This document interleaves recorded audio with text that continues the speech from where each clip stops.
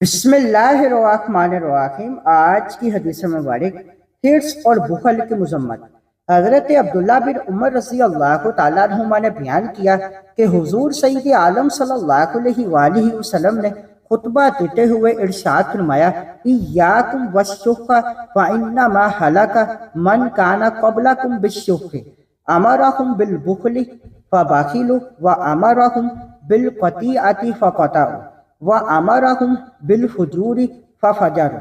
تم لالچ سے بچو کیونکہ تم سے پہلے لوگ اسی لالچ کی وجہ سے ہلاک ہوئے۔ حرص نے انہیں بخل کا حکم دیا تو وہ کنجوس بن گئے۔ رشتہ داروں سے قطع تعلقی کا کہا تو انہوں نے رشتہ داریاں توڑ دیں، اور گناہوں اور بدکاری پر ابھارا تو وہ نافرمانی میں مبتلا ہو گئے۔ سنن ابی داؤد حدیث نمبر 1698۔ السلام علیکم ورحمۃ اللہ وبرکاتہ۔ پیارے اسلامی بھائیوں اور بہنوں، آج ہم ایک ایسی خطرناک برائی کے بارے میں جانیں گے جس سے نبی کریم صلی اللہ علیہ وآلہ وسلم نے ہمیں سختی کے ساتھ بچنے کی تلقین فرمائی ہے۔ یہ برائی حرص اور بخل ہے۔ حرص کا مطلب ہے دنیا کے مال و دولت کی حد سے زیادہ خواہش رکھنا۔ جب انسان کے دل میں مال کی محبت بہت بڑھ جاتی ہے تو وہ ہر وقت زیادہ سے زیادہ حاصل کرنے کی فکر میں رہتا ہے۔ پھر آہستہ آہستہ یہ حرص اسے بخل کی طرف لے جاتی ہے۔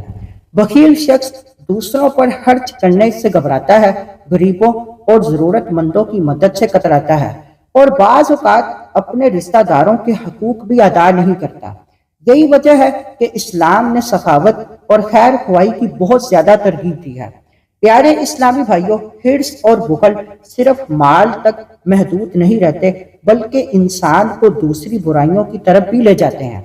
مال کی محبت کی وجہ سے لوگ جھوٹ بولتے ہیں، دھوکہ دیتے ہیں، رشتہ داروں سے تعلق توڑ لیتے ہیں، اور بعض اوقات حرام کاموں میں بھی مبتلا ہو جاتے ہیں۔ دنیا کی دولت ہمیشہ رہنے والی نہیں ہے۔ اصل کامیابی یہ ہے کہ انسان اللہ تعالیٰ کی رضا حاصل کرے اور اپنے مال کو نیک کاموں میں خرچ کرے۔ جو شخص اللہ تعالیٰ کی راہ میں خرچ کرتا ہے، اللہ تعالیٰ اس کے مال میں برکت عطا فرماتا ہے۔ آئیے ہم اپنے دلوں کا جائزہ لیں اور یہ دیکھیں کہ کہیں مال کی محبت ہمیں اللہ تعالیٰ کی اطاعت اور بندوں کے حقوق سے غافل تو نہیں کر رہی۔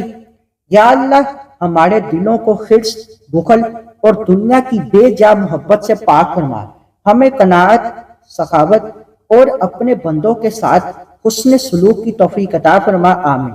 سبحان اللہ۔ اس حدیث مبارک سے معلوم ہوا کہ حرص اور بخل بہت سی برائیوں کی جڑ ہیں، لہٰذا ہمیں قناعت، سخاوت اور اللہ تعالیٰ پر بھروسہ اختیار کرنا چاہیے۔ اگر آپ کو یہ حدیث مبارک پسند آئی ہو تو اسے زیادہ سے زیادہ شیئر کریں تاکہ نبی کریم صلی اللہ علیہ وآلہ وسلم کا یہ عظیم پیغام ہر مسلمان تک پہنچ سکے۔